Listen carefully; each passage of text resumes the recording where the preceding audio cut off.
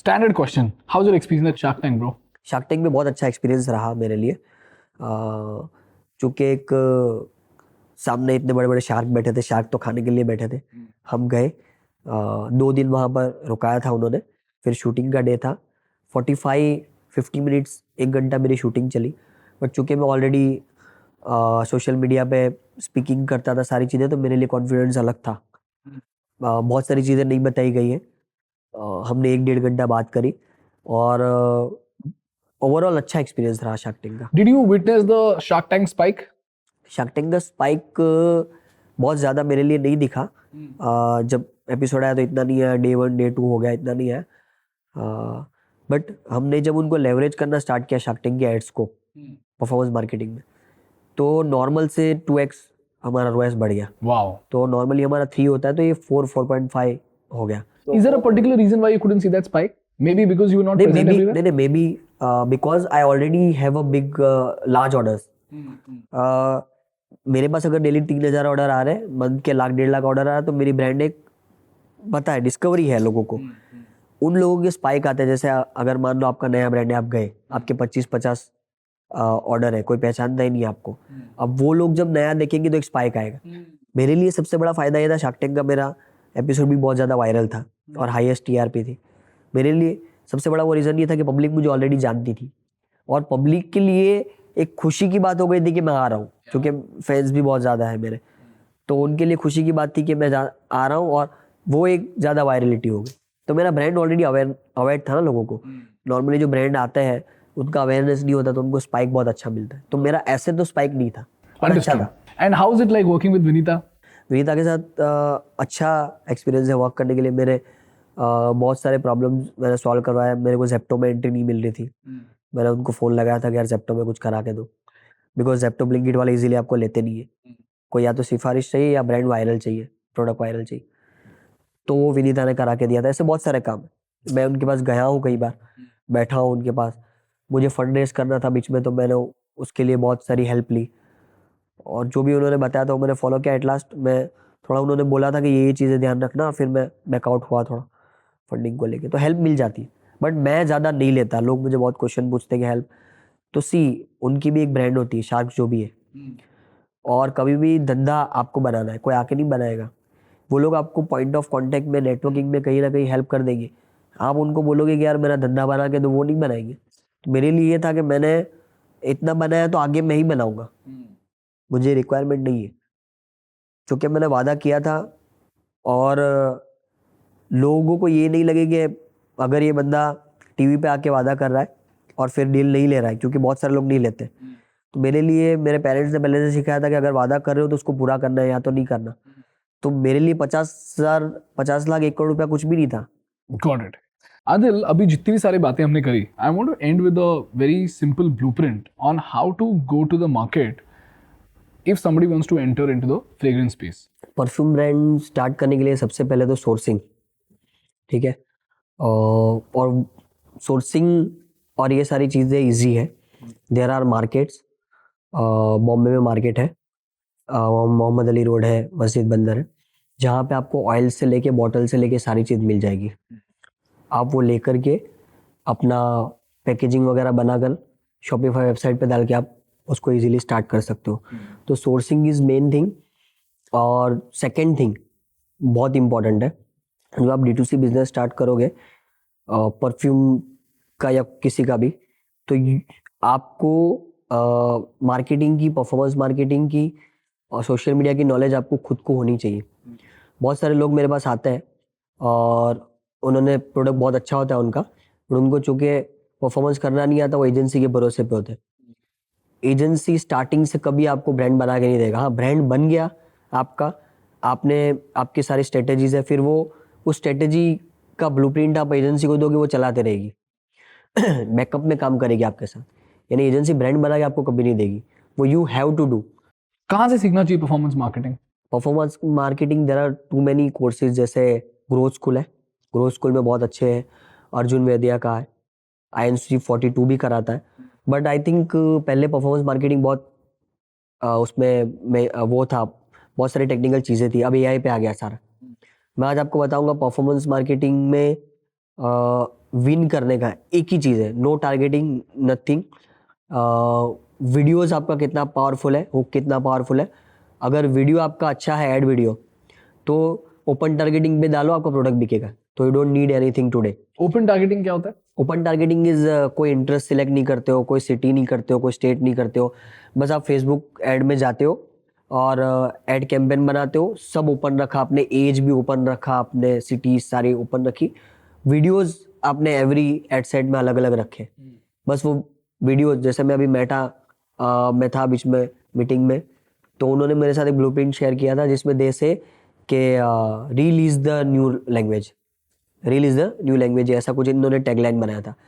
यानी वो रील, इनका एआई इतना पावरफुल है, आपके हिंदी है तो आपके हिंदी कस्टमर को ऑटोमेटिक दिखाएगा वो लर्न करके, आपका इंग्लिश में तो इंग्लिश दिखाएगा, आप परफ्यूम बेच रहे हो तो परफ्यूम वाले को ऑटोमेटिकली वो वीडियो एआई लर्न कर लेता है कि परफ्यूम का है। आप नहीं भी लिखोगे कैप्शन, इंटरेस्ट नहीं सिलेक्ट करोगे, फिर भी वो परफ्यूम वाले को दिखाएगा। इतना पावरफुल हो गया। आज के टाइम में लोग रोएस के लिए रोते हैं कि रोएस नहीं आता, तो उसका सबसे बड़ा ये है कि वो वीडियो अच्छा शूट कराए, अच्छा बनाए, और हो सके तो खुद फेस बन के आए। पब्लिक ट्रस्ट करती है एक फेस को, जैसे हमारे केस में भी हुआ, पब्लिक फेस को ट्रस्ट करती है। इन्फ्लुएंसर्स के पास, किसी के पास कराओगे ज़्यादा ट्रस्ट नहीं करते। इन्फ्लुएंसर आए दिन अलग अलग प्रोडक्ट के ऐड कर रहे होते हैं, तो इतना ट्रस्ट नहीं करती वो। और अच्छी हुक वाले और अच्छे यूनिक कंटेंट वो चलते हैं, वो वायरल जाते हैं, उससे रोएस बहुत अच्छा आता है। Adil, how do you choose where to open the store? So there are some brands जिनकी वेबसाइट ओपन करके हम बैठते हैं, उनके स्टोर्स देखते हैं, उन्होंने कहाँ खोला है, हम उधर रिसर्च करने के लिए चले जाते हैं। तो there is this go colours brand है, तो गो कलर्स है, स्केचेस देखते हैं हम, ऐसे 2-4-8 ब्रांड देखते हैं हाई स्ट्रीट के लिए। मॉल्स नहीं करते हम लोग, मॉल्स में खर्चा ज़्यादा होता है, आरओआई नहीं होता, मॉल्स नहीं करते, हाई स्ट्रीट में करते। Explain करो ना, high street versus malls. या मॉल तो मॉल है, mall everybody knows. High street is something जहाँ पर एक अच्छे बड़े बड़े ब्रांड्स होते हैं वो स्ट्रीट पे, जिसको हम देसी भाई में दुकानें भी बोलते हैं, बट वो एरिया होता है जहाँ पे अच्छे खासे ब्रांड होते हैं, जिनके रेंट भी अच्छे खासे होते हैं, वॉक इन बहुत अच्छा होता है, बड़े बड़े रेस्टोरेंट्स होते हैं उधर, मैकडी ले लो, केएफसी ले लो, स्केचर्स होता है, गो कलर्स होता है, बीबा जैसे स्टोर्स है, बीबा ऑल्सो बिग, ऐसे स्टोर्स होते हैं, उनके आसपास हम ट्राई करते हैं। दूसरा ये करते हैं कि जिस सिटी में हमने खोला, पहले तो हमने सिटीज़ टॉप लिख ली है, 50-100 सिटीज़ तो हमारी लिखी हुई है कि जो इंडिया में टॉप है वहाँ खोलना है। तो हम क्या करते हैं, कुछ प्रोग्राम कर लेते हैं कि चलो जाएंगे छोटी मोटी सिटीज़। आसिफ भाई है रिटेल मैनेजर, उनको एक्सेस दिया हुआ कि आप कर लो। बड़ी सिटीज़ होती है जहाँ पे बड़ा इन्वॉल्वमेंट होता है, तो हम लोग जाते हैं, मैं, मेरा भाई, हम सब जाते हैं, और वहाँ का कॉन्टेक्ट तो अब चूंकि इन्फ्लुएंस है, कॉन्टेक्ट बन जाते हैं, रिलेटिव भी होते हैं, फैंस होते हैं, कॉन्टेक्ट बन जाते हैं। उनको लेते हैं, उनको पूछते हैं कि आप हमें यहाँ के कुछ एरियाज़ बताओ जो आपको लगता है कि शॉपिंग के लिए बेस्ट है। और हर सिटी में हर बंदे को पता होता है कि ये एरिया फेमस है, ये एरिया फेमस है, उधर वो लेके जाता है। और हम नॉर्मली शाम को 6 बजे से लेके 10 बजे तक वहाँ पर घूमते हैं और देखते हैं कि वो प्लेस का वॉक इन कैसा है। एक चीज़ वो देखते हैं, दूसरी चीज़, अब ब्रांड इतना स्ट्रांग है, हम देखते हैं कि हमको कितने लोग मिलने के लिए आ रहे हैं, and then they ask each and every जगह पे हमको पूछते हैं भाई इधर स्टोर किधर है आपका। तो वो एक इनसाइट है, 2 चीजें, वो ये देखते हैं, वॉक इन देखते हैं। सेकंड, अगर पॉसिबल हुआ तो पार्किंग की स्पेस देखते हैं, वरना अगर नहीं है तो बहुत जगहों पर पार्किंग की स्पेस नहीं है, बट हमको पता है कि ये जगह फटने वाली है।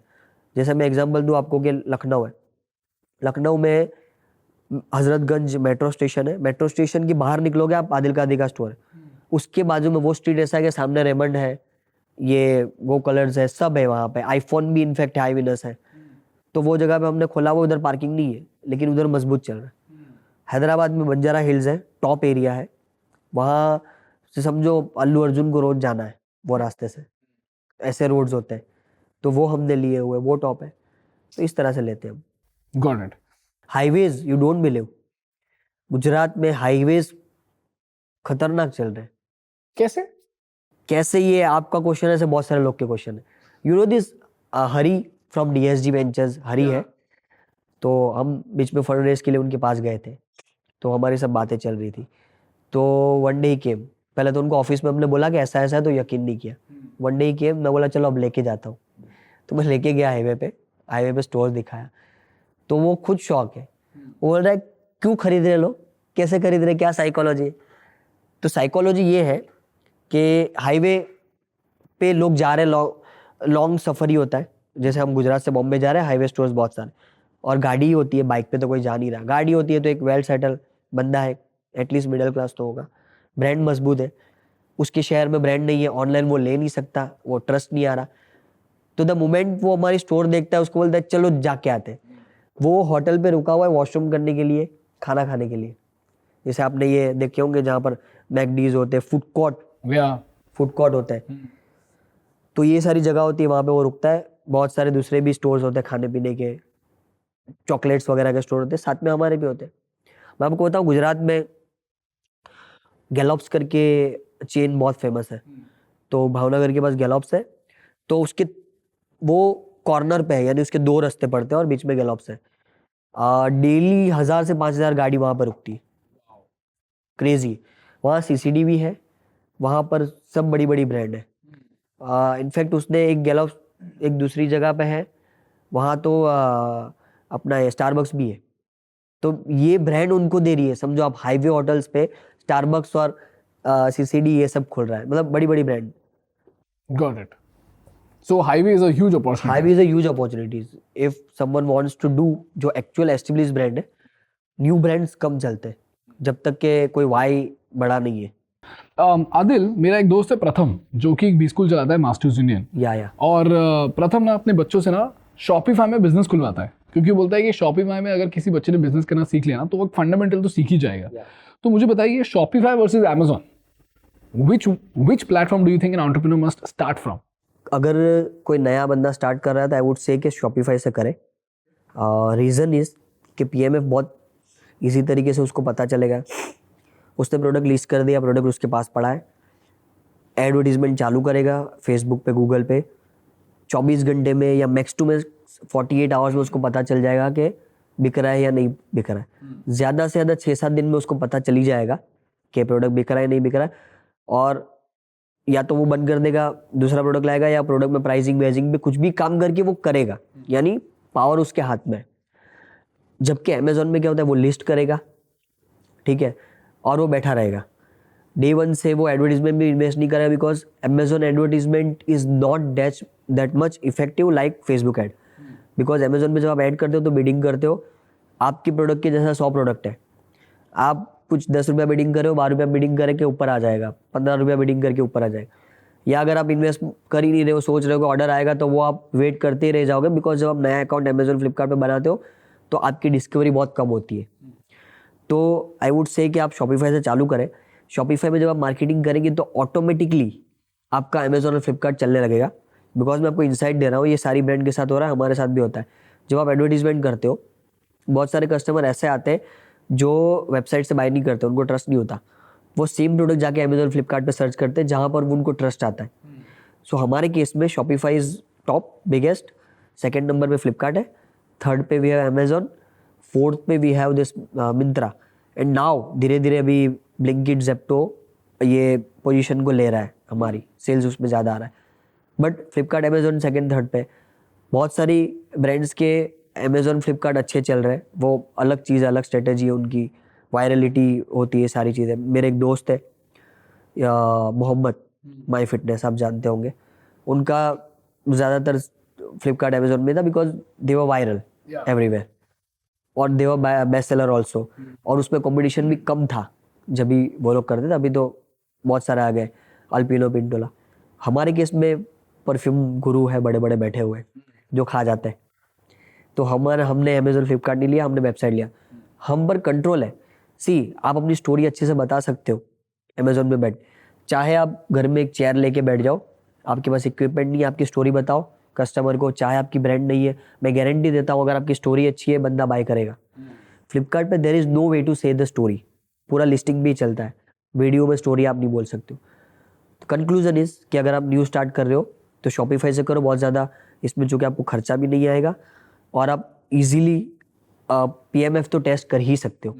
फिर धीरे धीरे जाओगे आप टीम बिठाओगे जो अमेजोन फ्लिपकार्ट अलग से करेगी सारी चीज़ें। हम आरटीओ कैलकुलेट नहीं करते हैं। RTO is the biggest pain in India right now. What is RTO? Can you explain? RTO is something के जिसको रिटर्न टू ओरिजिन कहा जाता है।